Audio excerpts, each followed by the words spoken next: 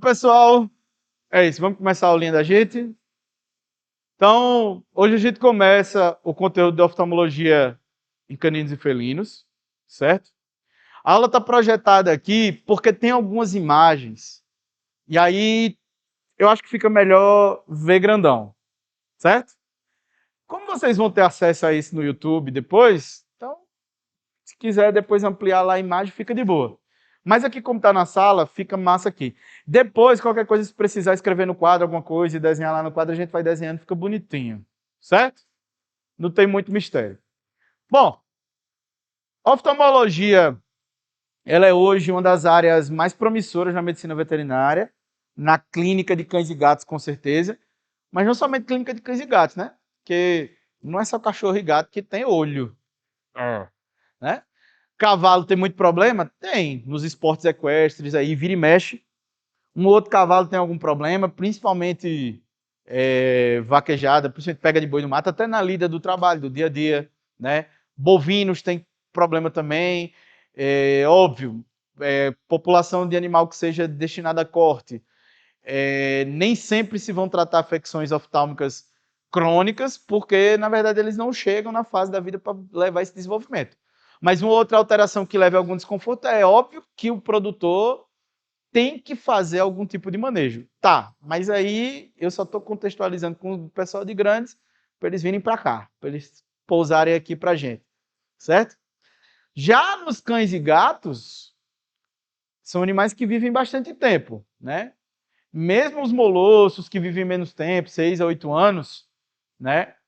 Eles têm alterações e a gente consegue enxergar bastante coisa. E como a terceira idade para eles chega cedo, relativamente mais cedo, então significa também que a gente vê esses problemas mais cedo, né? Cães, a gente vê muito mais problemas do que em felinos, né? Mas não é porque a gente vê um pouco menos em felinos que eles não ocorrem, né? Mas ocorre com menos veemência de maneira bem geral. Agora, gato quando dá BO é sempre um BOzão. Já vou dizendo logo a vocês isso, certo? Quando o gato dá problema em qualquer lugar, nunca é uma besteirinha. Cachorro não. Vira e mexe tem uma besteirinha aqui e acolá. Gato, o buraco é mais embaixo, certo? Bom, então, verdades que ficam para a vida, né? Olhos são a janela da alma. Então, saúde começa pela boca e olhos são janela da alma. É coisa que vovô, vovó, titio, titia fala e que a gente leva para a vida, certo? Então, o exame oftálmico. A gente tem que começar dando uma revisada em semiologia, sim. Por quê? Porque tudo que a gente vai fazer, a gente vai puxar do exame oftálmico, né? Isso serve para todas as disciplinas, todas as áreas? Sim. Só que como a oftalmologia, de maneira geral, ela é uma área que ou você é mais autodidata que o normal, é quase como fazer outra faculdade. Seja em medicina humana, seja em medicina veterinária. Então, ou a gente revisa isso para fixar um pouco melhor na cabeça e pega menos doenças para estudar, ou a gente bota um monte de doença, mas vocês não sabem como diagnosticar nada. Fica só no, eu acho que dá para fazer isso aqui. Entendeu? Então, não tem receita de bolo para nada. Tem a gente avaliar o paciente e raciocinar clinicamente. Certo? Bom, então, histórico. A gente sempre tem que levantar histórico de todos os animais, para todas as raças, para todas as espécies, para tudo aquilo que a gente for fazer, porque vocês sabem muito bem que existem doenças que são relacionadas a alterações relacionadas a espécie, sexo, raça, manejo. Se é um animal destinado à produção, no caso dos grandões, se é um animal destinado à produção, seja corte, seja leite, né?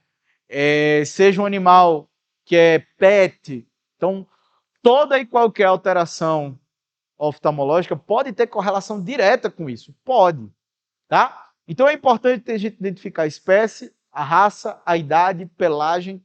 Por quê? Eu não espero encontrar glaucoma não. Fugiu o nome na cabeça agora. Opacidade de cristalino. Catarata.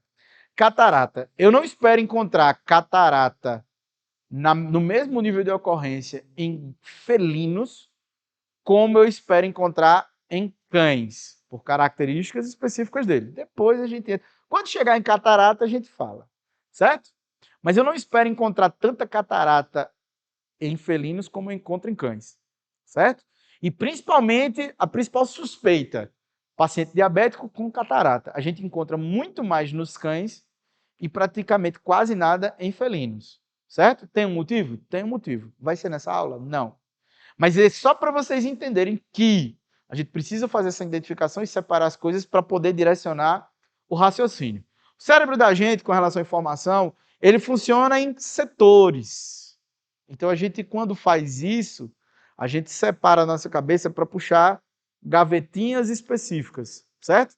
Então, na oftalmo, se em todas as outras áreas é extremamente importante, na oftalmo não é diferente. E justamente por ter essa característica de a gente ver pouco na graduação, é extremamente importante para a gente desenvolver em pós-graduação, quem quiser entrar no nível pós-graduação, ou se você seguir como clínico geral, ou você for fazer uma perícia técnica, né, de qualquer nível que seja ela com lado criminal, ou então mesmo fazer uma avaliação do animal para um teste de compra, alguma coisa assim, é para você dar um laudo assertivo, certo?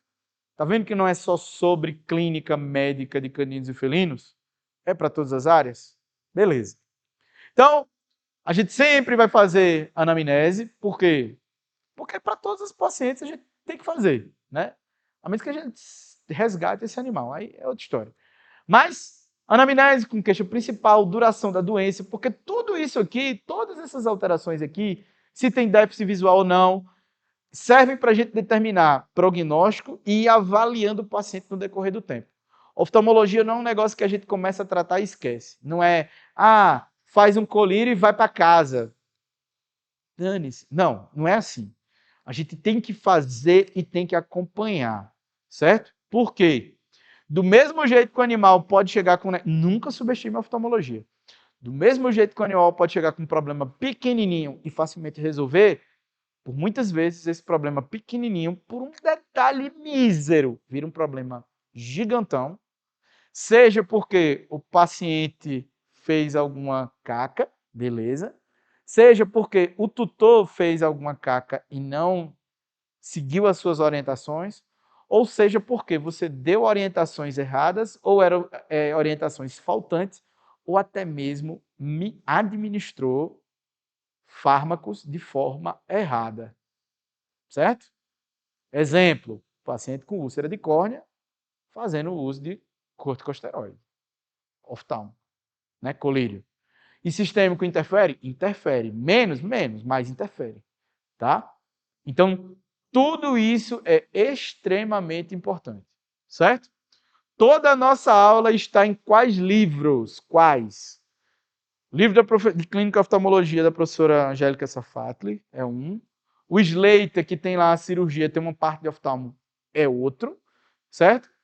E Kirk Gellert, de oftalmologia veterinária, também está lá. Tem mais um também. Não, Jericó não. Jericó não tem oftalmologia. Certo? Jericó não tem. Não tem? Não, não tem. Eu não tirei de lá, não. Certo? Então, esse aí é a exceção. O da professora Safatli não está naquela nossa biblioteca especial, porque, primeiro, que ele é novo, e segundo, que eu só tenho ele na versão física.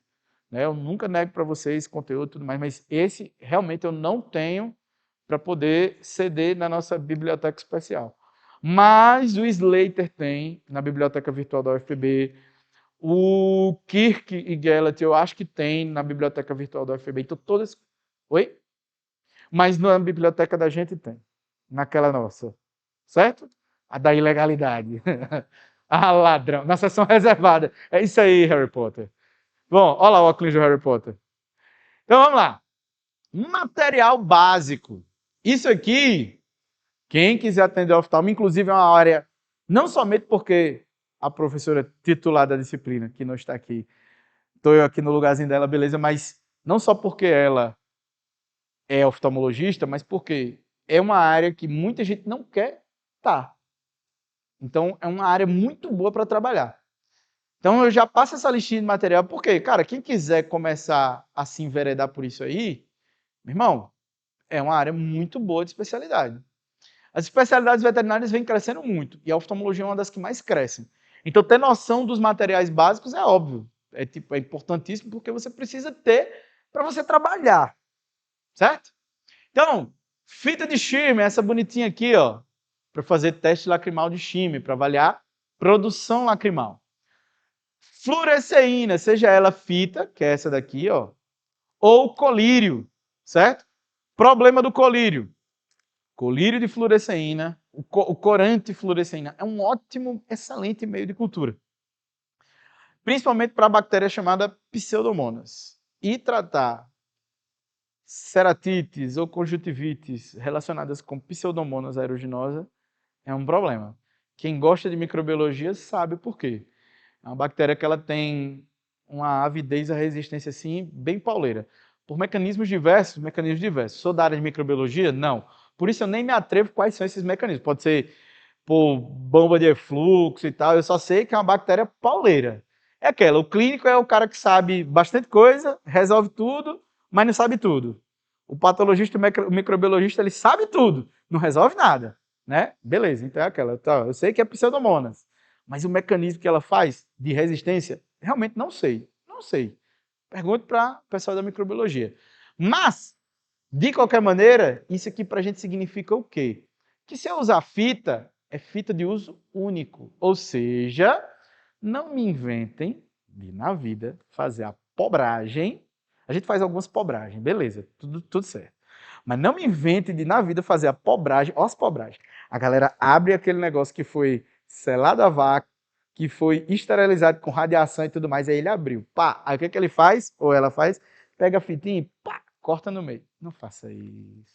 Aí a outra, ele ainda tem a pachorra de guardar.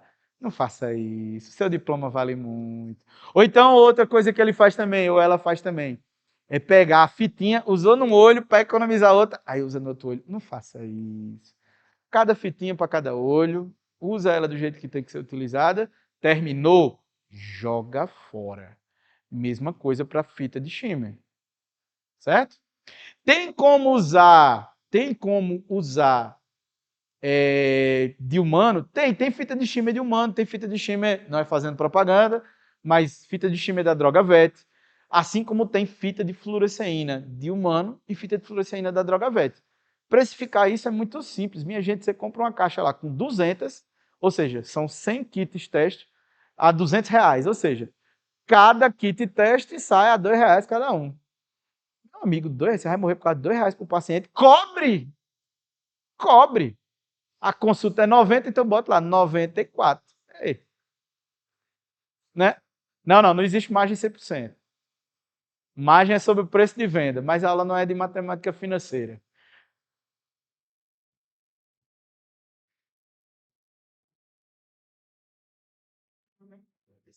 Aí. Não fale nomes, mas fale para o mundo. Então, a veterinária ela vai lá, coloca a consulta dela e na consulta dela ela já descreve as coisas que ela vai fazer no atendimento. Tipo, como se estivesse vendendo já o que ela vai fazer. Perfeito. Não, excelente. Isso aí é precificação do trabalho, tá certíssimo. Por quê? Inclusive eu conheço veterinários que trabalham com oftalmologia, não somente com oftalmologia, mas com outras áreas de especialidade, que precificam a consulta já somado esse tipo de material aqui. E é correto fazer isso, não é antiético.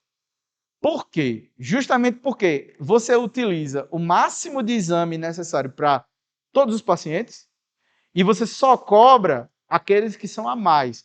Por exemplo, tonometria. Cara, é um equipamento que, assim, você faz um tipo de exame específico, nem sempre o pessoal cobra para fazer tonometria. Então está precificado o valor de tu ter o teu tonômetro. Não vai fazer para todo mundo? Pode ser que não.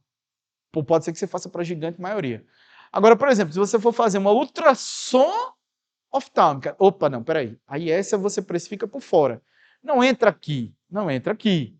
Né? Oftalmoscopia, eu vou lá fazer fundoscopia. Não, meu irmão, você não vai. Você cobra para auscultar um paciente porque você tem um litma? Não.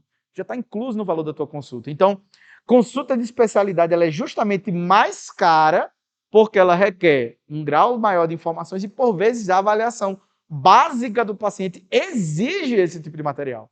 Por isso que a consulta de especialista é mais cara, certo?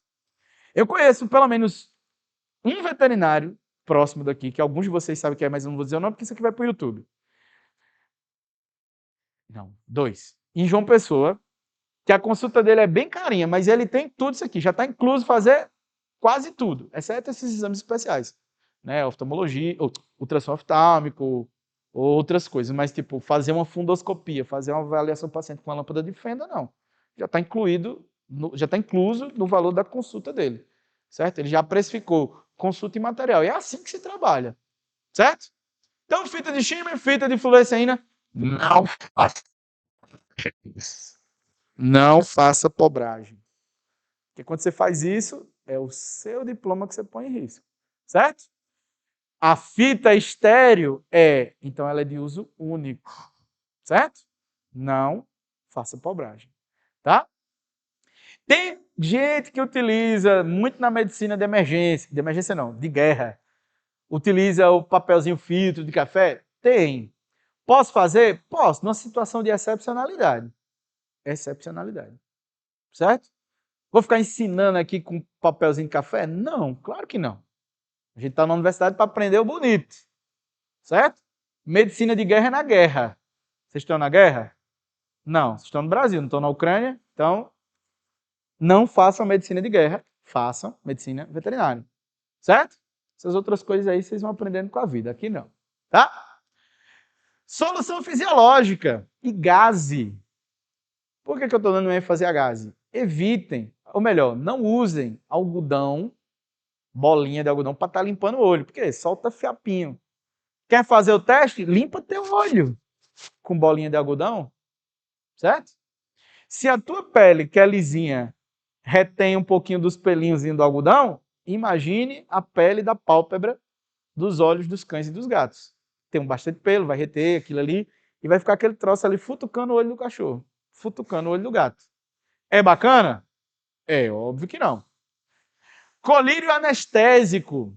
Existem alguns colírios anestésicos que a gente utiliza não somente para fazer procedimento. O pessoal que gosta de anestésio sabe que tem colírio anestésico e sabe também que a gente tem alguns bloqueios retrobulbar ou de pálpebra ou bloqueio de nervos relacionados à face que a gente pode utilizar para fazer procedimento, sim.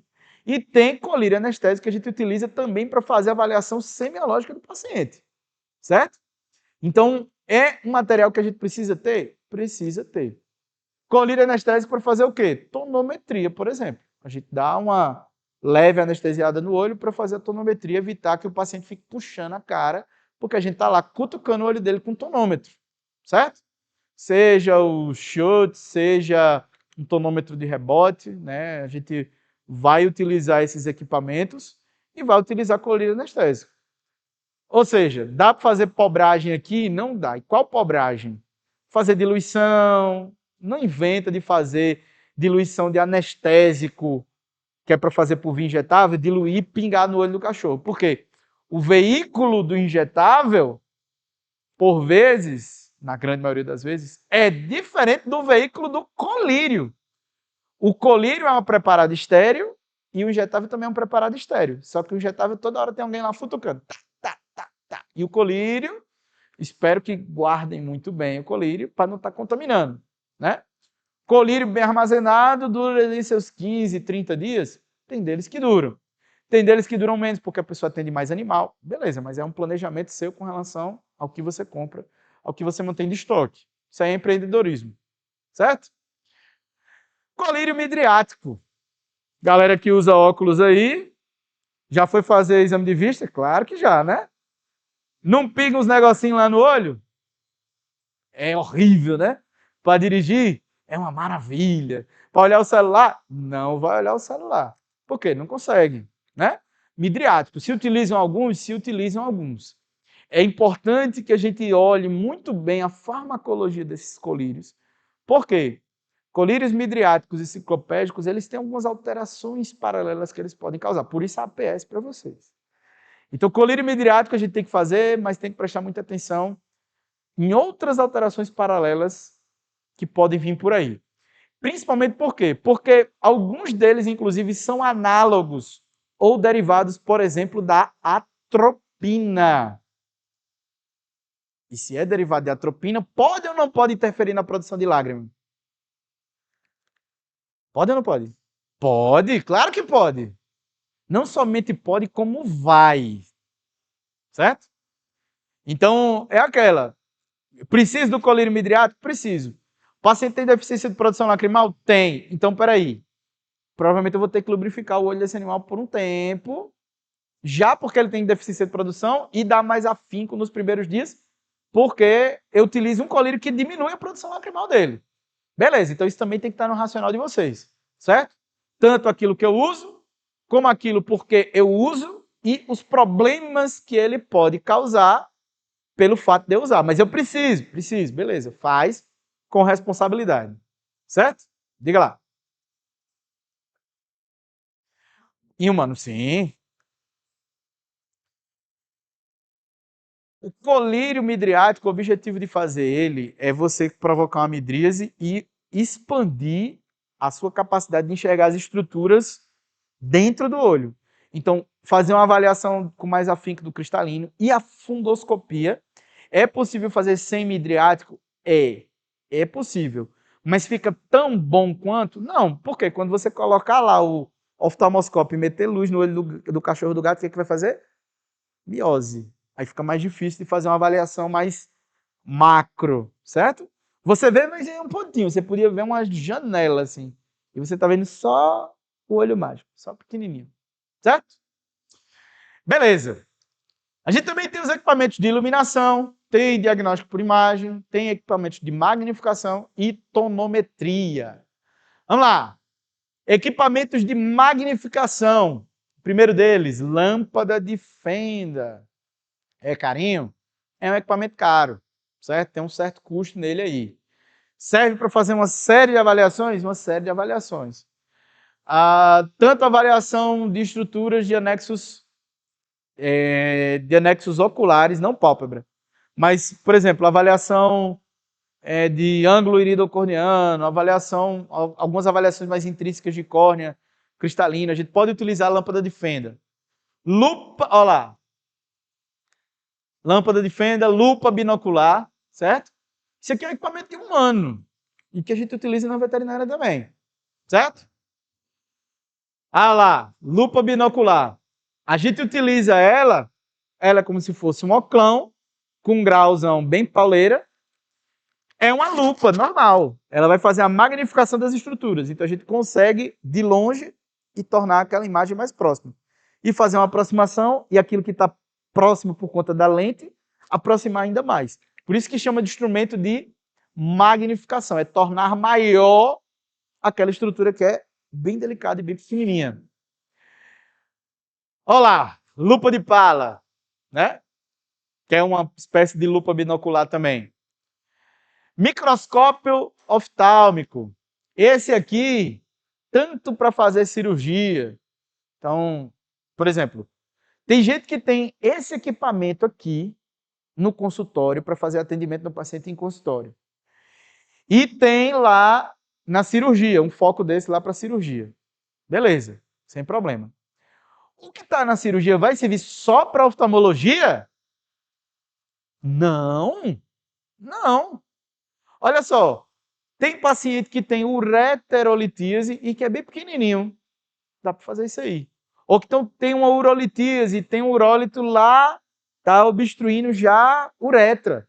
Aí o cara vai fazer a microcirurgia da uretra, seja de um cão, seja de um gato, e vai utilizar isso aí. Eu posso fazer com um cão e ficar com a cara no campo cirúrgico? Até posso.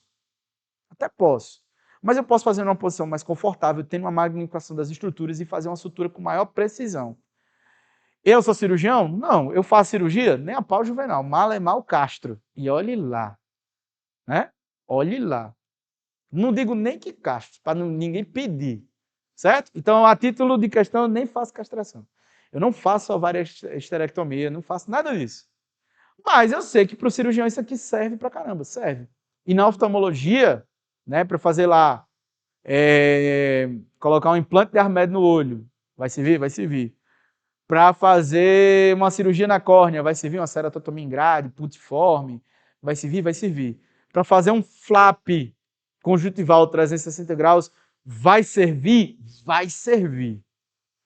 Se na aula lá de clínica cirúrgica, se Jesus fizer alguma aula de vocês com oftalmologia, com certeza ele vai falar desse bonitão aqui.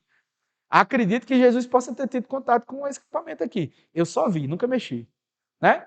Mas o objetivo dele é fazer uma magnificação ampla o suficiente para você visualizar as estruturas com conforto também de posição, né?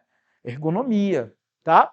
Tem deles, inclusive, que você consegue puxar um cabinho aí e jogar num aparelho de TV, fazer uma gravação, como a gente está fazendo aqui, até para ceder ao responsável para o animal, ou até mesmo no caso de algum processo. Ó, aqui, cirurgia do animal tal, não sei o que, acompanhamento da cirurgia, tudo aqui. Bacana? Demais. Certo? Demais. É para todo mundo? Não. É para todo mundo que quer fazer cirurgia oftálmica de precisão. Só cirurgia oftálmica? Não. Outras cirurgias também. Certo? Beleza. Se algum dos senhores ou senhoras que utilizem óculos queira fazer, por exemplo, a cirurgia lá da correção do grau, a laser e tudo mais, com certeza vai ter um bicho desse lá na mesa. Certo? O cara vai estar... O oftalmologista de humano vai estar lá com isso aí e tal, vai aplicar os lasers em você, mas todas as suturas que ele for fazer com segurança e tal, microsuturas, ele vai utilizar esse equipamento aqui para poder fazer a magnificação. Tá? Temos também, ó, microscópio especular. É esse aqui, ó. É aquele que a gente bota a cara lá e vê a casinha, né? Às vezes é uma casinha no campo, às vezes é um céu estrelado. Tem o quê também? O balão, tem o balão também. Aí você vê o balão, mas a pessoa do outro lado vê os teus olhos, né? Esse aqui a gente não utiliza na veterinária. Ainda. Ainda. Certo? Olha lá. Esse aqui é um oftalmoscópio direto. Eu sempre confundo direto e indireto. Certo? Esse parece uma lupa de pala, né? Uma lupa binocular. Só que a gente utiliza ele e utiliza também umas lupas de magnificação para olhar estruturas. Esse aqui, né, é o panóptico, esse aqui é o comum. Cada um deles tem características diferentes, né? Por exemplo, quanto à refração óptica ou a estrutura da movimentação óptica, né, da formação da imagem, né? Então, esse aqui, que salvo engano é o indireto, esse aqui é o direto. Ou é o contrário. Eu sempre vou esquecer. Mas eu não sou oftalmologista, então dá um perdão aí. Mas independentemente de qualquer coisa, por exemplo, esse aqui a gente vê a imagem invertida. E esse aqui a gente vê a imagem na sua posição natural. E se dá pela forma como ele utiliza. Oi? Esse é o direto? Não sei, não sei, não sei. Vacilo meu não ter aprofundado isso aí. Eu sempre confundo os dois. Certo? Mas de qualquer maneira, tem algumas características que um e outro nos dão em termos de magnificação e também como forma a imagem, né? Aí, esse aqui ele forma a imagem invertida, esse aqui não forma a imagem invertida, só que esse, por você ter a possibilidade de comprar várias lupas com várias dioptrias diferentes, você permite fazer aproximações mais precisas, né, do que o outro. Esse aqui, da Welch-Alley, não é fazendo propaganda, mas esse aqui, ele tem, por exemplo, nele, tem lâmpada lá azulada, que a gente pode usar no teste de fluoresceína. Ele tem uma iluminação em fenda que a gente pode fazer algumas avaliações. Ele tem diversas lentes para a gente fazer certos níveis de magnificação. Ele tem uma série de equipamentos para... Ele tem até uma ocular que ele tem um pontinho e tem graduação, assim, para a gente poder fazer medição, né? Então, é um equipamento que ele tem amplo uso para você fazer certos tipos de avaliação. Então, cada equipamento, apesar de ambos serem oftalmoscópios, eles têm aplicações diferentes. O equipamento, a natureza dele é relativamente semelhante, mas eles têm instrumentos que um complementa o uso do outro. Não é porque esse é melhor e esse é pior, não. Tá? E o panóptico, ele tem algumas coisas que esse aqui tem e outras não. Certo? Interessa a gente aprofundar isso aqui? Não, não interessa. É só para você ver que existe. Se você quiser fazer oftalmologia, você vai lá e vai aprender cada um desses equipamentos a fundo, certo? Então não cabe a gente aqui estar destrinchando também demais, porque senão torna a aula infinita. A aula não é sobre o equipamento, é só para você saber que ele existe. As lentes acessórias, né? Essas lentes acessórias a gente utiliza com oftalmoscópios, né? Então essas são a galerinha que a gente usa com esse galeroso aqui, certo? Então, essas lentes, elas têm, ó, esse 900 aqui, ó, 78D, esse aqui é o 90D, na verdade, não é 900 não. 90D significa 90 dioptrias. 70D, 78D, 78 dioptrias. Dioptria é uma unidade física de magnificação oftalmológica, né? de magnificação de imagem, tá? Então é a capacidade. Essa marca, inclusive, também não é fazendo propaganda, Volk, né, é uma das melhores que tem no mercado. Né? Então, saibam, se esse tipo de equipamento tem um custo, tem. É alto? Depende. Caro é relativo. Comprar uma Ferrari, 20 mil reais é muito dinheiro para todos os senhores e senhoras, e para mim também. Comprar um Fiat Uno a 20 mil é caro. Comprar uma Ferrari a 20 mil é barato. Ambos custam 20 mil. Preço é diferente de valor. Então, são equipamentos que eles têm um preço relativamente alto? Sim. Nominalmente é. Mas eles também têm um alto valor. E esse é um alto valor que, se você cuidar bem dele, dura a vida inteira. É o mesmo rolê. Lembra lá quando eu falo do lítio, que eles têm as características dele? O pessoal da semiologia já viu essa aula. Eu boto lá, falo algumas coisas. Aqui é a mesma coisa. Quando você investe em investimento no equipamento de melhor qualidade, significa também que você tem maior precisão e espera-se também que ele tenha maior durabilidade. Certo? Você gasta 20 mil, mas gasta uma vez só. Não compra outros. Bem cuidado, dura muito. Certo? Tonômetros. Então tem aqui, ó, Schultz, que ele é um tonômetro que a gente deixa o bicho com a cabecinha virada para cima. Então, provavelmente ele vai estar sedado, né? E aí a gente encosta e aí ele tem essa medição aqui, esse instrumento aqui, e aí você faz a avaliação dele de forma analógica, né? Hoje em dia não é que não se usa, mas como a gente tem esse bonitão aqui, ó, da Hi-Heart, eita, Hi-Shaft, não, Hi-Heart.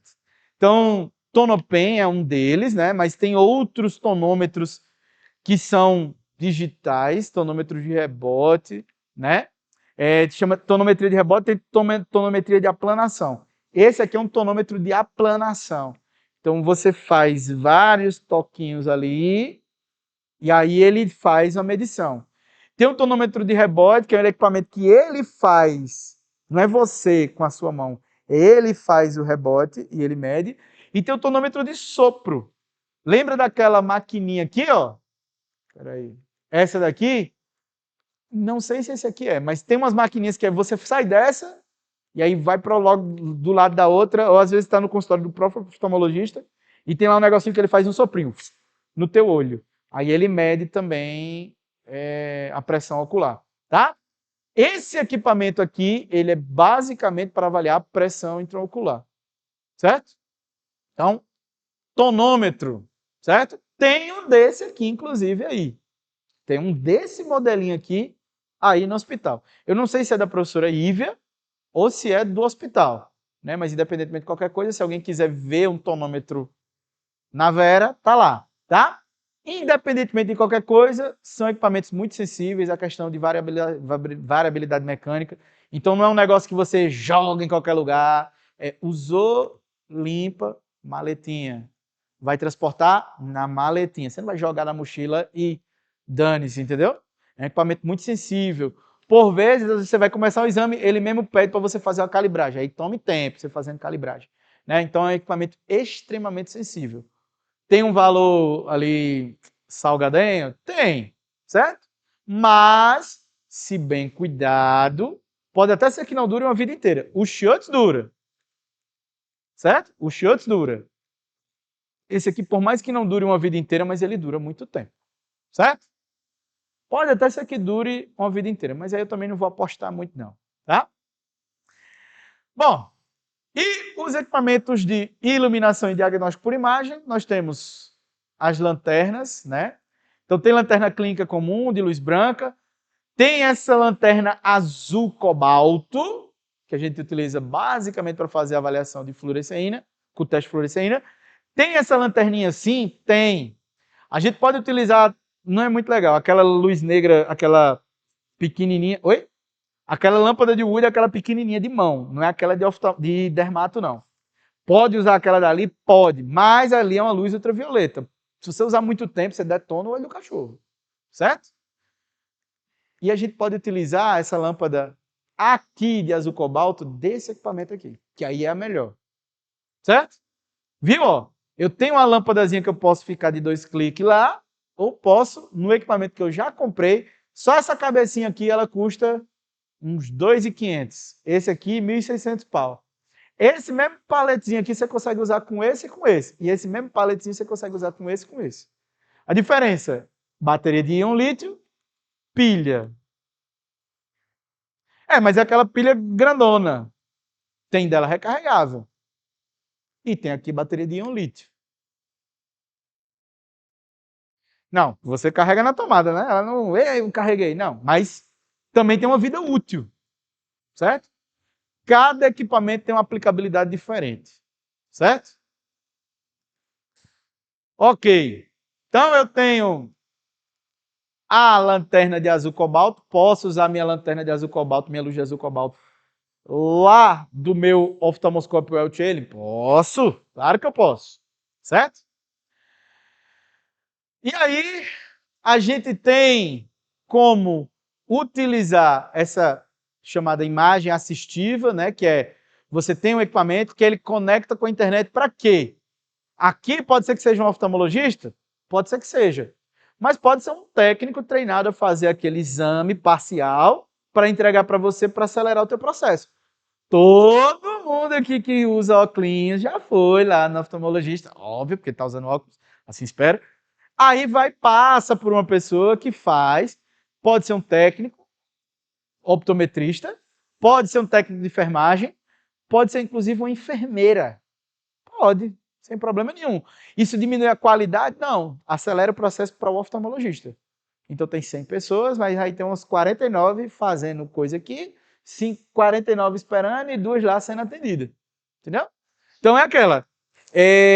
A gente pode fazer assim, a gente pode utilizar essas imagens de passa, por exemplo. Quero tirar dúvida, já que eu já falei o nome dela, quero tirar dúvida com a professora Ívia. Fui lá, utilizei um equipamento que tenha, né, imagem assistível, eu pego, gerei a imagem e já jogo para a nuvem, ela vai lá e faz um laudo à distância, faz a discussão de caso clínico. Há essa possibilidade? Há, claro que há. Tem a ultrassonografia oftálmica, né? Esse caso aqui que eu estou colocando, isso aqui é um... Esqueci o nome, de novo, falhou o nome. É uma técnica ultrassonográfica que a gente utiliza e chama de... Não. Biópsia sem abrir. Eu já ouvi alguma pessoa falar assim, mas é... Oh, meu Deus, eu esqueci. Ela serve para avaliar a, a densidade e a tensão das estruturas. Quem gosta de diagnóstico por imagem vai saber agora. Esqueci não, deixa eu ver se eu botei na minha filhinha aqui. Botei não. Então a gente tanto pode fazer a imagem ultrassonográfica normal, como a gente pode fazer esse tipo de imagem aqui para avaliar a tensão das estruturas, seja numa neoplasia, eu deveria lembrar esse nome agora. Se alguém puder dar uma caçada aí no Google agora, eu agradeço. É esse mesmo. É... Joga aí no Google, se alguém tiver aí com internet agora. É ultrassonografia que avalia estrutura e tensão, tensão das estruturas. É... É?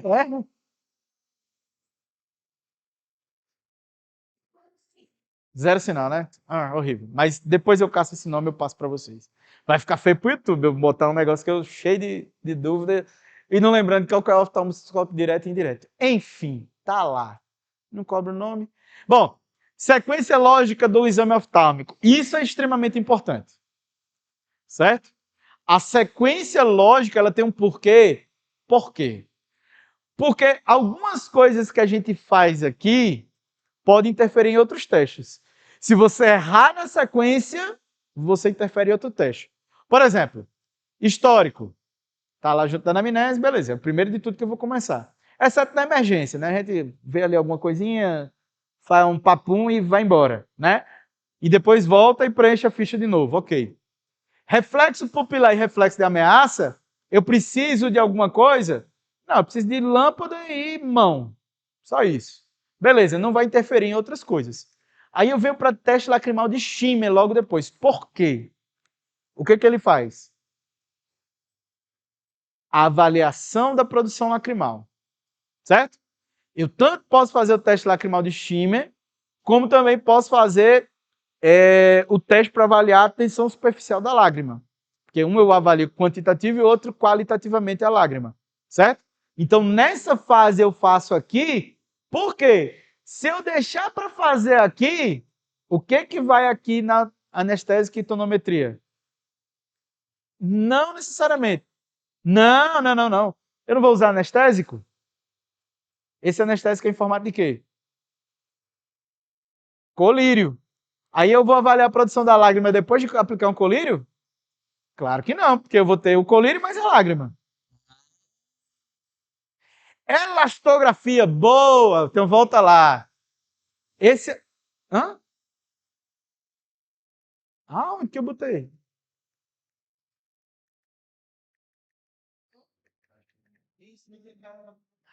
Não.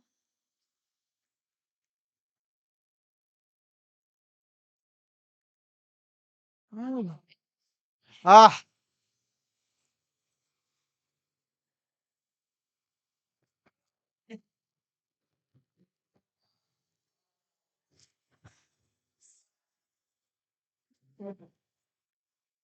corta. Ai, meu Deus, aula ao vivo. Tá. Elastografia. A elastografia. Passa, passa, passa. E foi. Pronto. Então, a elastografia, o que é importante dela? É que ela nos auxilia a avaliar a tensão das estruturas e ela, entre mil aspas, ela é quase como você utilizar um ultrassom para fazer biópsia. Por quê? Neoplasias, comparados com tecidos normais, têm um grau de tensão maior. Então, essa avaliação é importante. Mas a gente pode fazer elastografia, por exemplo, do paciente com glaucoma? Eu acho que é uma possibilidade. Dá para a gente procurar aí no PubMed, ver alguma coisa se tem aí. Elastografia, paciente glaucoma? Vamos procurar, por que não? Se tem trabalho comparando medicina veterinária com medicina humana, por que não? Certo? Paciente com catarata, por que não? Então, uma série de aplicações em que eu vou aplicar, vou fazer um exame não invasivo, por isso que chama biópsia não invasiva. Eu vou fazer um exame não invasivo, praticamente indolor, com um ultrassom, ao invés de estar abrindo o olho do animal. Certo? Bacana demais. Serve para outras estruturas, tem o uso da elastografia mais amplo para principalmente estruturas abdominais ou no tórax, tudo mais, mas tumor de mama também. Mas para o olho também já tem bastante coisa escrita sobre elastografia. Aqui no Brasil, para o pessoal que gosta de imagem, professor Marcos, acho que é Marcos Rossi, Marcos Feliciano, né? Professor Marcos Feliciano, Marcos, o pastor é Marco. Marcos Feliciano, ele é professor da USP. Eu acho que ele é professor da USP, certo? Então, para o pessoal que gosta de imagem e que é uma técnica imaginológica avançada, é isso aqui, ó. professor Marcos Feliciano, é o papa disso aqui no Brasil, tá? Diga lá. É meio a meio. Mas é um mote de uma ideia muito boa. Certo? De uma ideia muito, muito boa. Ele prestou atenção. Verificar isso aqui de humano, verificar de animal e ver se tem correlação. Certo? É Lantes. Pegou a ideia agora? Ah, tá. Obrigado. Então, voltando de onde tínhamos parado, por que a gente bota o teste lacrimal de Schimmer primeiro de tudo? Porque ele vai avaliar a produção de lágrima. Logo depois dessa fase, eu vou empurrar anestésico. Eu vou empurrar outros colírios aqui. Então, se eu fizer esses colírios aqui, é óbvio que vai interferir aqui no teste. Não necessariamente na produção lacrimal, mas no teste vai. Tá? Se eu fizer tonometria, logo significa que eu vou utilizar um colírio anestésico, certo? Avaliação dos anexos. Então, eu vou avaliar a órbita, se é um paciente de órbita rasa ou não, se tem algum trauma na órbita, se tem alguma fratura que tenha correlação.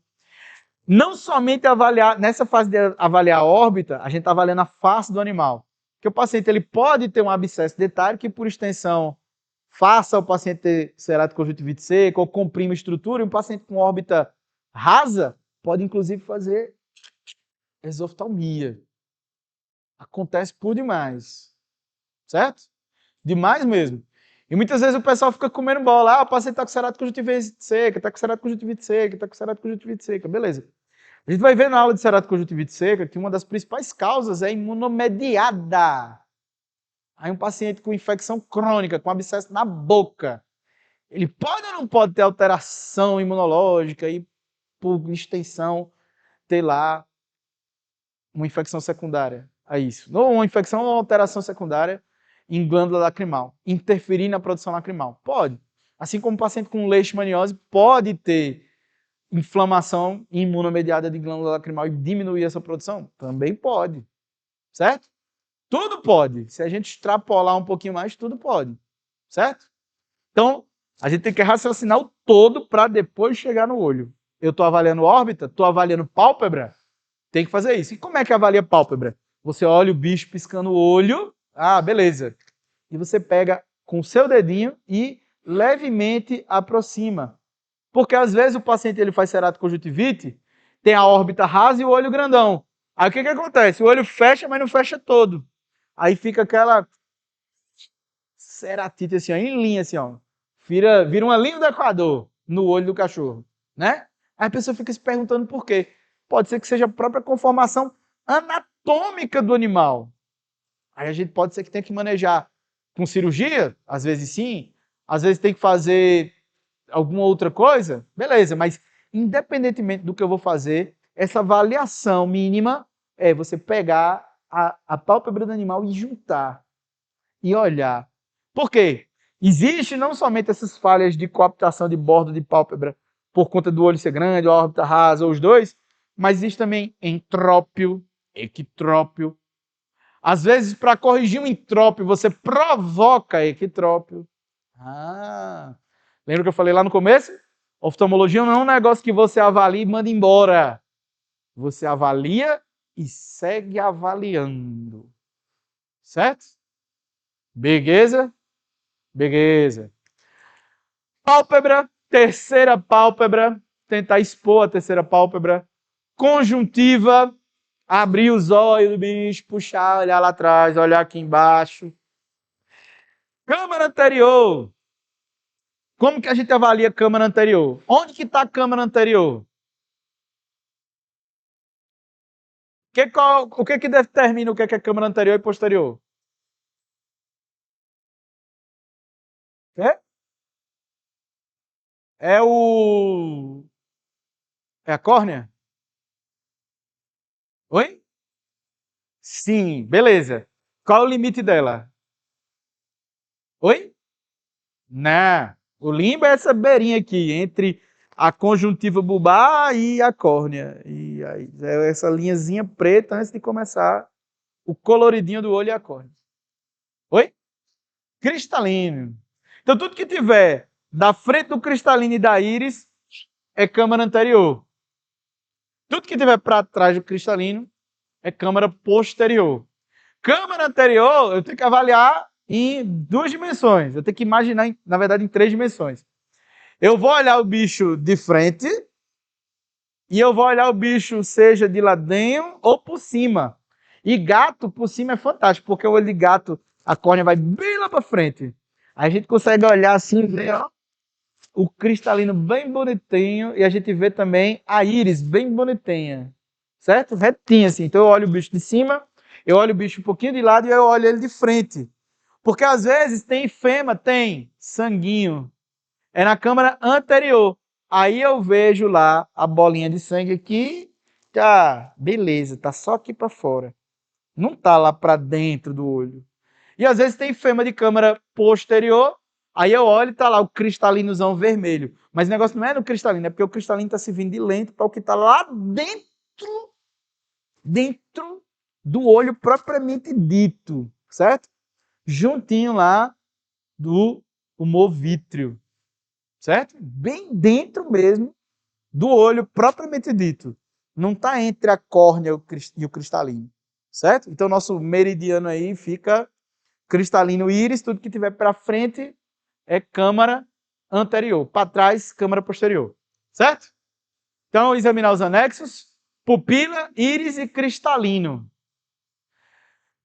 Passou do cristalino para trás, é fundoscopia. Avaliação de câmara posterior é fundoscopia. Sei fazer isso? Não sei. Se vocês estivessem com a maravilhosa Ivy aqui, ela fazia uma prática disso. Eu não sei. Aí eu não posso fazer uma prática disso. Pode ser que algum dos residentes, eu acredito que a Helena, que ela gosta mais de oftalmo, acredito que ela possa fazer. Então eu posso falar com ela, ver de ir numa aula prática, a gente botar ela para dar alguns insights sobre fundoscopia, né? Mas eu não sei se ela sabe, eu vou perguntar a ela. Ju... Juliette fez pós em oftalmo. Pronto. Posso ver com ela também de auxiliar. Eu vou dar um jeito de, na aula prática, colocar alguém que saiba fazer isso, porque eu não sei, não sei. Inclusive, vou começar curso em abril agora de oftalmo já para ampliar isso aí. Não para atender oftalmologia, é para aprender essas coisas aí. Certo? Não, tem que saber. Ela fez pós em oftalmo, tá? Aquela pós de 2 anos, se eu não me engano. Então eu falo com ela pra gente ver isso aí.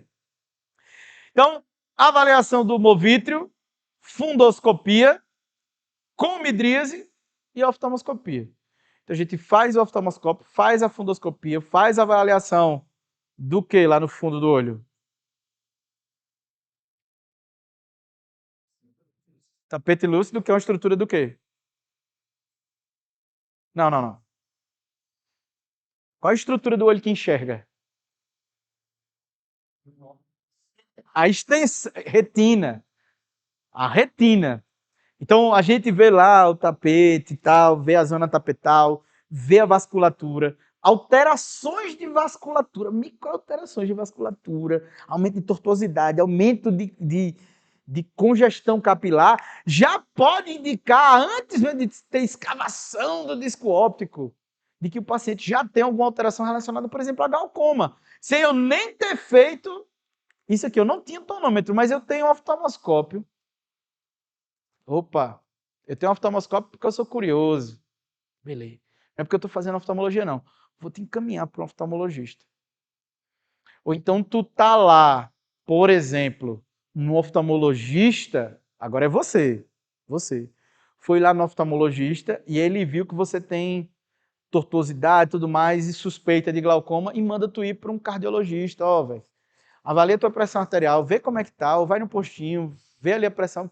Faz um monitoramento para ver se tem alguma correlação com o aumento da tua hipertensão e com isso. Se não tiver, beleza. Lembra das lesões secundárias à hipertensão? Lembra como é que eu falava a dancinha? Onde são os locais sensíveis, né? Cérebro, olho, coração, pulmão, fígado, rins. Beleza. Aqui, ó, o olho. Então pode ter correlação com hipertensão? Pode. Pode ter correlação com outra coisa. E a hipertensão pode ter correlação com outras coisas também. O paciente ser diabético e ser hipertenso, porque é diabético. Aí você trata a diabetes, a hipertensão vai corrigindo e às vezes o olho também vai corrigindo ali por tabela. Ou já tem algum nível de escavação e pode levar a um quadro de cegueira? Pode, beleza, né? Beleza. E não ser um correlacionado com o outro, mas estar juntinho? Pode, mas é um raciocínio clínico amplo. E tudo isso eu estou dizendo para vocês por quê? Como os olhos são para nós a janela da alma, tudo isso que tem de alteração aqui, a gente pode estar vendo como reflexo de algo que já teve em outra estrutura. Nos felinos tem alguma importância, diabetes nem tanto, mas tem alguma importância, né? Porque eu estou puxando diabetes e pensando não no glaucoma, pensando na catarata. Mas nos cães, para todas essas alterações, para tudo que a gente já falou aqui, citou bem por cima de doença, nem fui a fundo na doença, mas vocês em algum momento já ouviram falar de catarata, de glaucoma, tem alguma noção. Sabe que existe e pode até saber a fundo o que é a coisa. Mas para tudo isso, quando a gente faz essa avaliação intrínseca, já tem que puxar aquela caixinha do oftalmo e a caixinha de alguma outra coisa. Certo? Por isso que todos os sistemas, a gente sempre fala interligado. Meu objetivo como disciplina é fazer com que vocês raciocinem o paciente como um todo. Eu posso pegar e fazer uma disciplina de pegar e encher de um monte de doença aqui. Eu posso fazer mais aprofundado em algumas e fazer com que vocês puxem de uma para outra. Porque as outras, toda outra lista infinita de doenças, vocês têm a vida inteira para estudar. Vocês têm a faculdade inteira para estudar. Né? Mas algumas coisas a gente faz esse puxar justamente porque tem ligação. A gente já teve aula de hipertensão. Certo? Quando for catarata, aí vocês vão ficar esperando a diabetes chegar para depois puxar a catarata aqui. Mas de um conteúdo que já foi. Certo? Vai entendendo aí que no meio da estrada, quando chegar lá no final, vocês vão entender tudo que foi para trás. Certo? E por último, teste de fluoresceína. Não é só fluoresceína, tá lá fluoresceína, mas vamos jogar para cá agora para o quadro. Teste de fluoresceína, os testes colorimétricos, a gente vai utilizar para avaliação de qual estrutura, principalmente falando. Vamos trazer a gente para cá. Da córnea. Vem para cá, Lucão. Chega para cá. Quem mais quer vir? Por livre espontânea pressão. Tá olhando muito, Rebeca? Vem. Bora. Vai, Luana. Tamo. Por livre espontânea pressão. Pelo bem do aprendizado. Muito amor e aprendizado. O amor dos seus colegas. Venha, venha. Então vamos lá.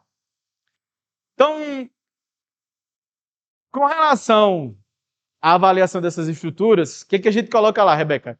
Esses testes são colorimétricos, a gente vai usar para avaliar principalmente o quê? Teste colorimétrico, a gente coloca aí teste de fluoresceína. Embaixo, rosa de bengala. Tem um outro.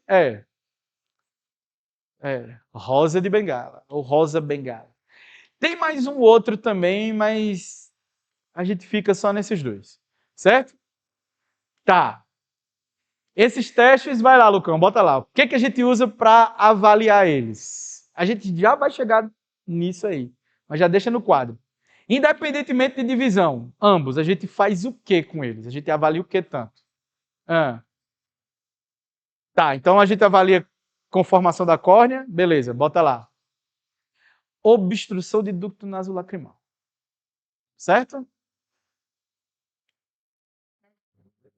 Tá ruim? Então pega o azul. Pega o azul de Luana aqui, que esse tá bom.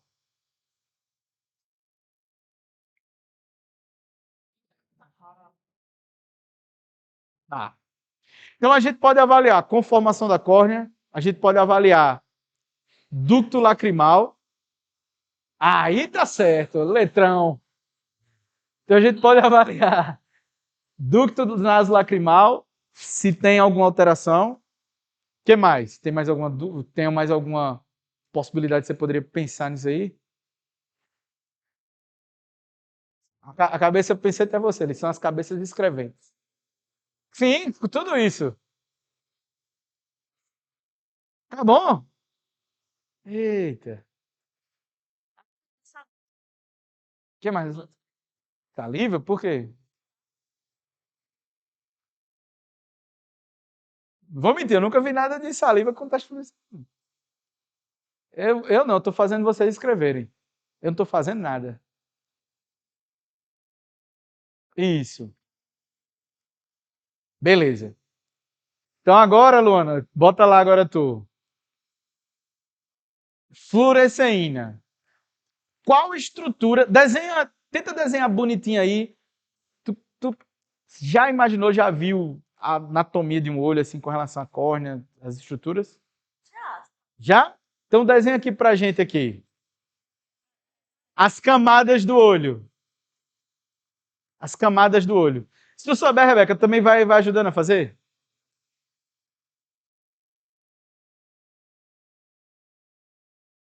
Isso é importante.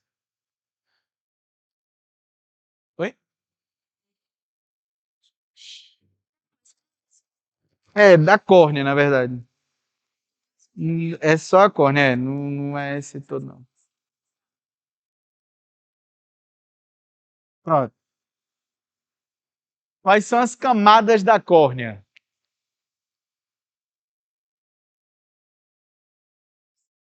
E lâmina basal. E por fora pode-se considerar também a lágrima, o filme lacrimal, como uma camada também. Certo? Uma camada de transição. Certo? Ela está desenhando o olho inteiro. Então vem aqui e desenha só as camadas do olho. É porque a gente vai saber agora. Bota aqui. Gilvan acabou de falar ali para você. Venha, Gilvan, venha. Você é desenheiro, venha. Venha. Se você não vier, perde um ponto. Venha, meu filho, venha. Contribua, contribua. Não, na prova. Contribua, contribua. Hã? É.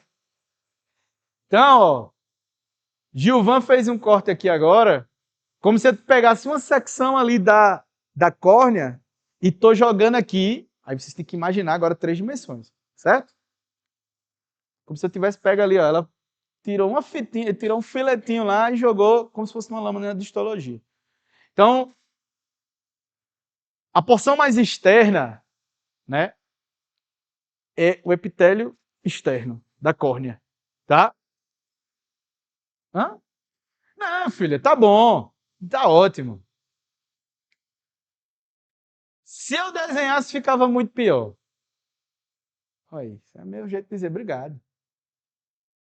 Calma que vocês ainda têm 2 coisas para fazer, já que aí, olá. Aí de azul, Luana, faz uma aguinha aqui em cima. Aqui, ó, do olho de coisinha. É, porque ela tá com a luz azul, com coisinha azul. Faz uma aguinha aí e bota na camada mais superficial uns pontinhos verdes. Um filme lacrimal. É, faz uma aguinha assim, desenha uma aguinha, é. E por fora você desenha de verdinho. O verde vai simbolizar a gordura, certo? Obrigado, Gilvan. É, em cima do azul você vai desenhar um verdinho. Isso. Então vamos lá. Essa aguinha aqui, aí você puxa para cima e bota lá, filme lacrimal. Certo? Faz uma legendinha aí.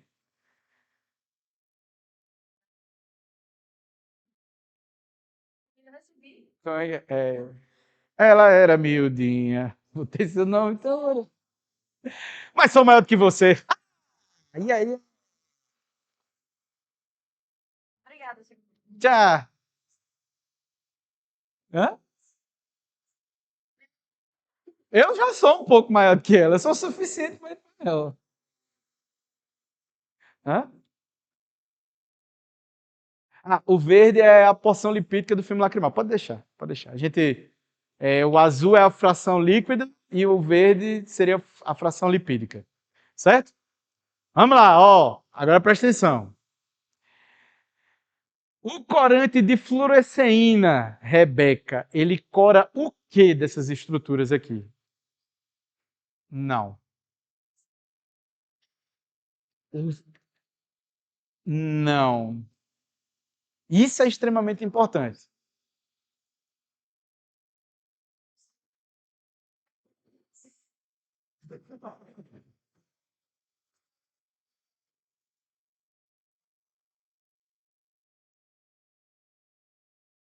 Ó, vamos lá. Então vamos lá, vamos explicar, vamos assim. Tecido epitelial, aqui estroma é tecido conectivo fibroso, aqui membrana de DCM e a lâmina basal são tecido epitelial também. Só que a membrana de DCM, ela é uma membrana interna e a lâmina basal é quem dá suporte à membrana de DCM, certo? Na iminência de ruptura de membrana de DCM, a lâmina basal vai junto também, certo? O filme lacrimal ele tem duas frações, uma líquida, é o que lubrifica propriamente dito, e a lipídica, que é o que segura a tensão superficial da lágrima. O que é a tensão superficial de um líquido? Sabe quando você pega uma pedrinha e joga na água para ela dar 3 pulinhos? Pronto. O que faz ela pular é a tensão superficial. É a mesma força que se você pular de barriga e se você pular de flecheiro, se você pular de barriga, você dá aquela pancada seca. Tensão superficial da água, né? Todo líquido newtoniano ele tem essa característica de tensão superficial. A questão é que quando você está só o líquido, ele fica mais fácil de evaporar. Só que lubrifica melhor a córnea. E quando você tem mais fração lipídica, você tem menor lubrificação dessa córnea. Beleza. Precisa só de um ou só do outro? Não, precisa-se dos dois. Porque se não tiver fração lipídica, a lágrima pode ser pobre também, inclusive evaporar muito rápido.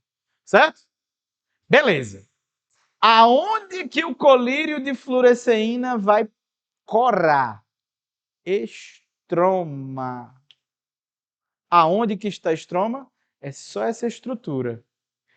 Aonde que o colírio rosa de bengala vai corar?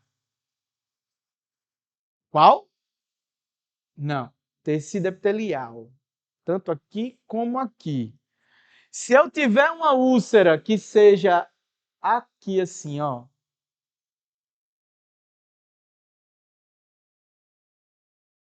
Como que vai ficar se eu corar com fluoresceína? Pega o verde. Cadê o verde? Aonde que ele vai corar?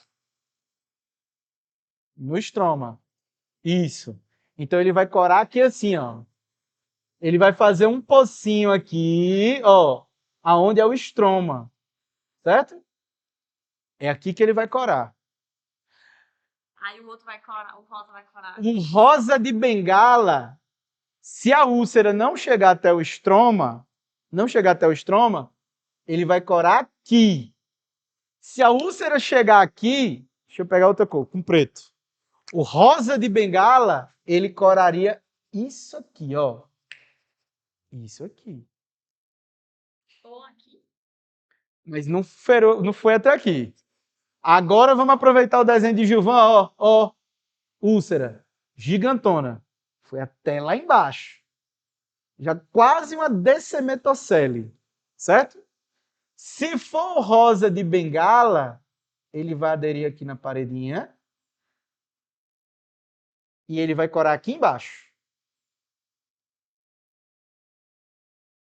E se for a fluoresceína, como é que ele vai ficar? Todo o estroma colorido. Aí, se a gente olhar em 3 dimensões, quando a gente tiver a parte lá de cerata conjuntivite seca e afecções de córnea, como que a gente vê? Nesse caso aqui, que já está indo até lá a membrana de DCM, o que acontece? Se a gente fizer o teste de fluoresceína, ele fica como se fosse uma bolinha assim, um olhinho, e não fica verde no meio, ele fica verde nas bordas e na lateral, onde é o estroma, certo? O rosa de bengala vai corar aqui e vai corar por fora, certo? Se corar aqui no meio, se o estroma estiver exposto e corar aqui no meio, ou a membrana DCM corar aqui no meio, aí você vai ver um pontinho rosa no meio, como se fosse um alvo. Pá! Certo? Esse é o rosa de bengala. E esse é a fluoresceína. Então, agora traduz lá. Fluoresceína, o que cora, rosa de bengala, o que cora, e vocês estão liberados. Por quê? Porque o rosa de bengala ele é um colírio que arde muito, incomoda. E como o e assim, ele com relação à dinâmica ocular, ele dá uma ressecada maior no olho comparado com a fluoresceína. A fluoresceína não faz tanto isso. E como ele cora uma estrutura que, assim, se for uma úlcera superficial, beleza, vai identificar. Mas depois você só vai utilizar ele se for uma úlcera extremamente muito profunda. Então, a fluoresceína, se você usar o raciocínio, vai te servir para muito mais casos, sejam eles mais simples ou mais graves, do que o próprio rosa de bengala. O rosa de bengala vai ter um uso muito mais específico. Então, por essas duas questões, tanto ser um colírio que incomoda bastante e a fluoresceína resolver 80% dos teus casos, aí não usa tanto rosa de bengala. Certo? Diga. Na minha cabeça não é pequeno. Ele cora epitélios, então, tecido epitelial externo e a camada epitelial interna, que é a membrana DCM e a lâmina basal. Tá? E isso aí vocês não podem esquecer. É extremamente importante. Certo? Beleza? Beleza. Então, a gente faz lá, ó, a medida indireta da pressão intraocular com o bonitão aqui, né? Faz monitoramento de glaucoma e uveíte, tudo isso no exame físico, no exame oftálmico. Avaliar a hipotensão e hipertensão ocular, por quê? Existem doenças que causam hipertensão? Tem, glaucoma, seja primário ou secundário. E hipotensão, uveíte, de um modo geral, pode levar a quadros de hipotensão ocular. Monitoramento dos quadros de glaucoma e de uveíte, caso existam. Avaliação simples, não invasiva, rápido, buscando o mínimo desconforto do paciente, né? E aí, quando a gente fizer a avaliação tonométrica, tem a palpação digital também, a indentação e a aplanação são formas de utilização de tonômetros. São técnicas de tonometria.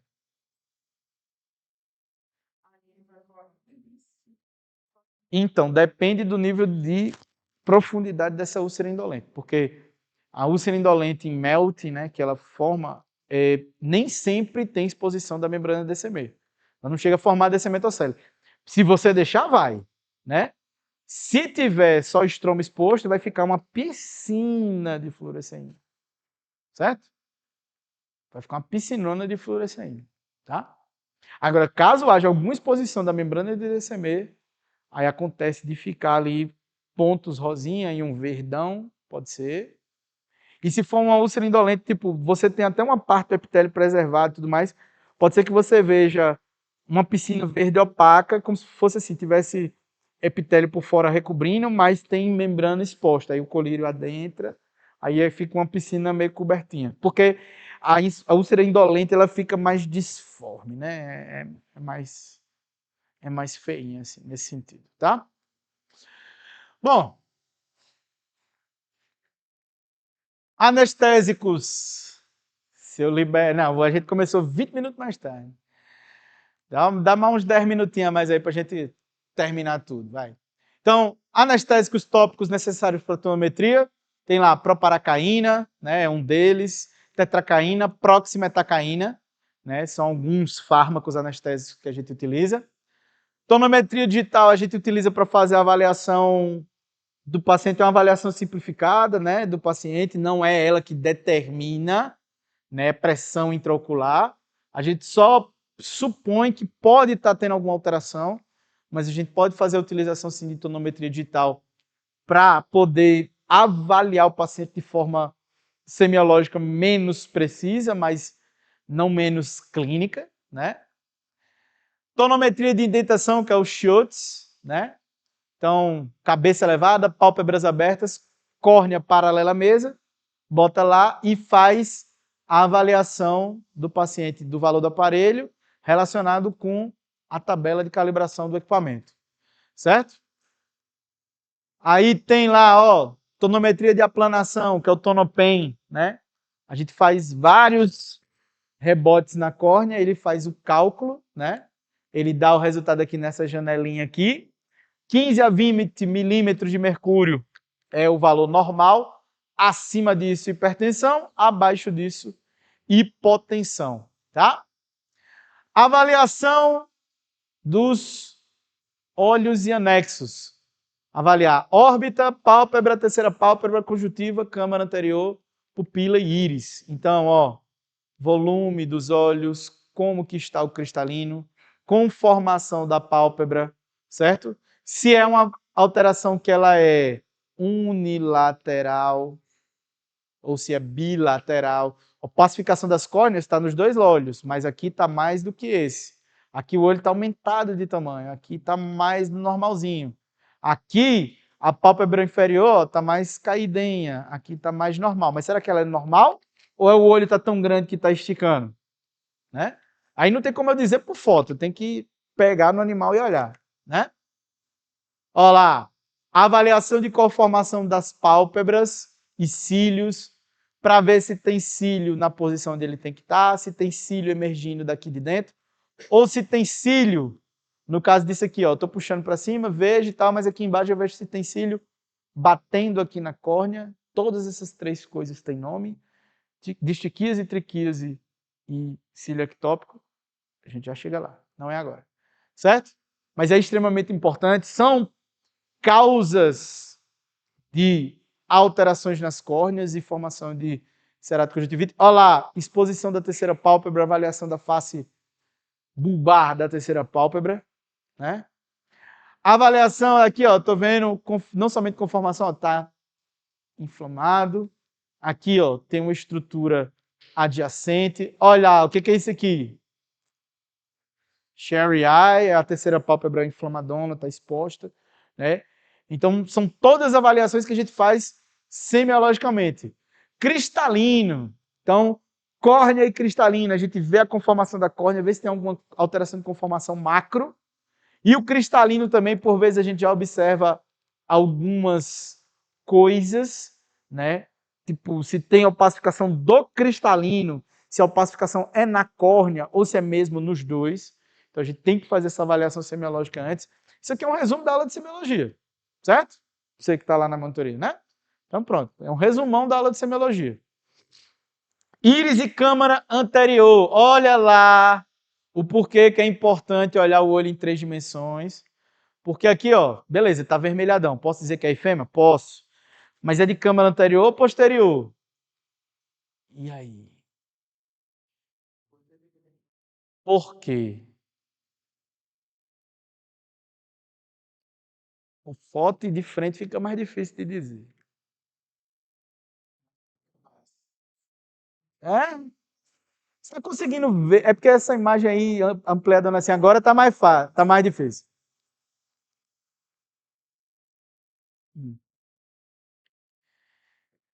O quê? O cristalino, mais ou menos, mas tem uma outra estrutura. É ela mesmo. Qual que dá o colorido do olho? A íris. A pupila é só um buraquinho, certo? A íris. Então a íris a gente veria com perfeição se fosse posterior. Pode ter posterior também? Pode. Aí por isso a importância de olhar não somente assim de frente, mas olhar o bicho de cima. Se tivesse uma foto de cima, aí a gente diz melhor. Mas não seria, poderia ser que tivesse sim. Não é impossível, mas aqui provavelmente é anterior, tá? Anterior, tá para frente. Anterior, tá mais próximo de mim.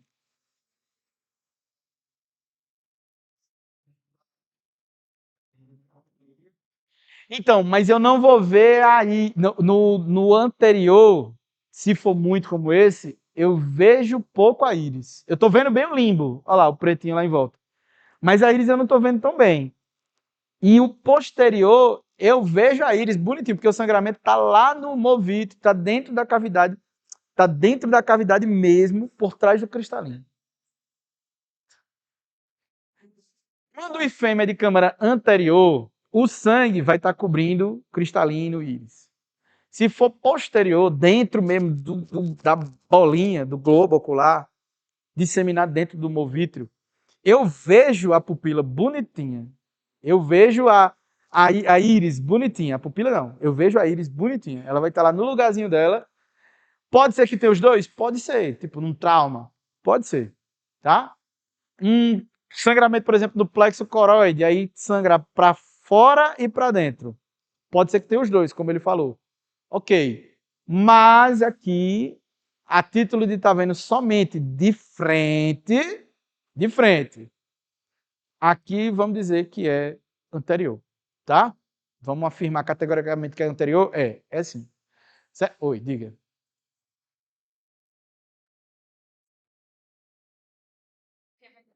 Fundoscopia. Daí fica quase impossível você fazer fundoscopia. É clinicamente falando, aqui é totalmente clínico. É muito mais você avaliar e dizer. Não tem forma de. Os dois, para você determinar, pode ser que dê alguma alteração na pressão intraocular, mas para diferenciar isso de glaucoma ou não, e se é de ângulo aberto ou não, e a ultrassonografia pode ser que ajude, tá? Aí sim, mas só no clínico, se tem os dois, fica difícil, certo? Não é tão... A menos que seja pouco no anterior e o posterior fica visível assim e não fica tão tapado, certo? Realmente é difícil. Tá. Exame do vítreo e oftalmoscopia. O ideal é que a gente faça com o paciente com a pupila dilatada, ou seja, com o relaxamento da íris, né? Então, a gente pode usar lá para dilatação pupilar tropicamida, por exemplo. Tem colírios de fenilefrina e atropina, mas se a tropicamida, que é um análogo de atropina, diminui a produção lacrimal, a atropina e felinefrina diminuem muito. Outra, esses fármacos aqui, ele não somente dilata a pupila, diminui a produção da formação lacrimal e também dá uma leve diminuída na acuidade visual. E a gente tem que tomar bastante cuidado no paciente, que anteriormente eu não fiz a tonometria. Se o paciente for glaucoma, aí é interessante que eu faça a avaliação com lâmpada de fenda antes, para avaliar se o paciente tem ângulo fechado ou aberto, para daí fazer esses fármacos aqui. Porque se for um glaucoma de ângulo fechado, a tropicamida menos, mas pode. Agora, esse aqui pode fechar o ângulo iridocorneano e você aumentar ainda mais a pressão intraocular. Porque você está impedindo a drenagem do animal, que ele já tinha um ângulo fechadinho. E agora você ocluiu de vez, né? Onde ele drena o humor aquoso, certo? Midríase, adequada em até 20 minutos. É uma midríase de curta duração, né? Tipo, não mais do que 8 horas, mas a acuidade visual ela vai voltando, ela não volta de uma vez só, certo? Então é preferível que a gente faça essa avaliação depois de fazer, manter o paciente numa salinha escura, porque a retina fica muito exposta. Então, quem já usou colírio midriático aqui, saiu andando por aí, sabe que fica ruim a vista, não é bacana, e também você fica muito sensível à luz. Então o animal, depois de fazer um exame desse, pode até mandar para casa, mas manda carro vidro fumê, vidro fechado, vai no ar-condicionado, chega em casa, bota ele num quartinho, meia luz, passa ali uma cortininha, deixa ali meia luz para ele, certo? E eu sei disso da pior maneira, porque uma vez eu fui puxar a tropina para fazer no animal, aí na hora de fazer, deu aquele splash e aí pegou no meu olho. Pá, eu passei 4 dias, que era tropina pura. Tropina dá 10%, né, aquela de coisa. Aí foi a tropina pura no meu olho. Meu Deus do céu, foi horrível. Pra tudo quanto é lugar que eu andava de óculos escuros à noite. Parecia o maior maconheiro da face da terra. Mas não, é porque minha pupila estava dilatadona, assim. Parecia que eu tinha usado drogas pesadas, certo? Então eu fiquei com o olho de gato, gigantão. Horrível. Horrível. Dirigir, impossível. Certo? Beleza. Fez midríase, faz oftalmoscopia, faz fundoscopia, avalia vasculatura, avalia fundo de olho. E aí, a gente faz lá com oftalmoscópio direto ou indireto. Olha aí, esse é o direto. Certo? Então, a imagem não invertida, campo de visão é mais limitado, certo? Esse aqui, a magnificação dele é menor, mas a imagem é invertida. O campo de visão dele é bem maior. Então, dois instrumentos com aplicações completamente diferentes. Esse aqui você depende também das lentes de dioptrias, né, para fazer. Então, deixa lá 5 centímetros da córnea, utiliza o equipamento. Oftalmoscópio indireto, nunca mais eu vou esquecer, certo? Por fazer com essa lupinha, podem ter duas pessoas examinando. Um do lado, outro do outro, e duas pessoas estarem fazendo, certo? Bom, olha lá. Fluoresceína, o que é que ele cora? Estroma. Porque ele é um colírio líquido, água. E o estroma é hidrofílico. Então ele cora estroma, certo? Olha lá a tirinha. Olha lá como ele cora o estroma, certo? O epitélio está todo sem estar corado. Aqui está corado, olha lá a úlcera. Olha aqui, a outra coisa que Luana, né? Hã? Luana. Eu perguntei, Luana? Luana, é. Luana, não, Luana. Lulu é para vocês. Então, ela não autoriza ninguém. Beleza. Ó, o que é isso aqui? Fluoresceína. Tem um nome isso aí, teste de Jones. Ah. Então, o teste de Jones é simplesmente você deixar a coroa fluorescente, ela bota lá umas gotinhas a mais e deixa lá. Cavalo obstrui muito aí. Certo? Aí o que tem? Qual é um sinal secundário dessa obstrução de ducto nasolacrimal? Epífora. Epífora. E, obviamente, o teste de Jones está aqui, ó lá. Ei, ó a filhinha. E aí a gente chega nessa bonitona aqui. Então, eu compridei mais a parte de semiologia. A gente para aqui. Amanhã a gente faz doença de órbitas e anexos oculares. Finalizou isso, é o conteúdo dessa primeira prova.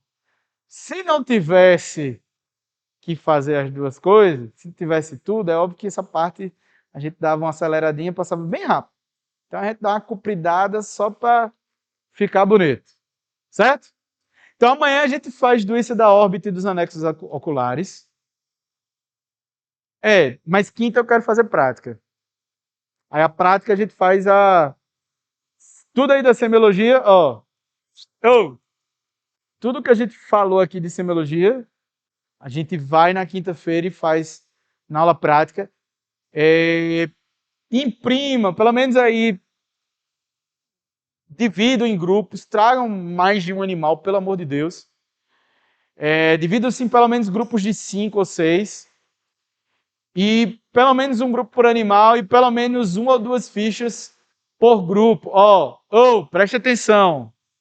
Pelo menos 1 ou 2 fichas por grupo, para que vocês façam a avaliação do paciente. E mesmo que ele não tenha nada, não tem problema, mas preenche a ficha de forma adequada. Dentro da divisão da turma A e turma B, vocês dividam entre vocês. Cara, quantos grupos vocês puderem formar, não tem problema de quantidade. Depende da quantidade de animal. Preferencialmente tragam só cães. Estressam menos. Pronto. Então, se puderem trazer pelo menos 3 cães, para ter pelo menos 3 grupos. A dinâmica da aula prática é que nem na semiologia. É eu falando e vocês fazendo. Então, fica parando, não. Então, eu vou falando, vocês fazendo, eu passo de grupo em grupo. Aí, continuo falando, vocês continuam fazendo e eu passo de grupo em grupo. Certo? Porque assim dá andamento à aula. Porque senão fica pegando pela mão, não sei o que. Aí não, demora. Tá? Então, devolva meu lápis. Ladrão. Não, brincadeira. Eu sei que você não ia pegar, rapaz. Relaxa. Então, finalizado isso. Tá, beleza? Tem mais alguma coisa?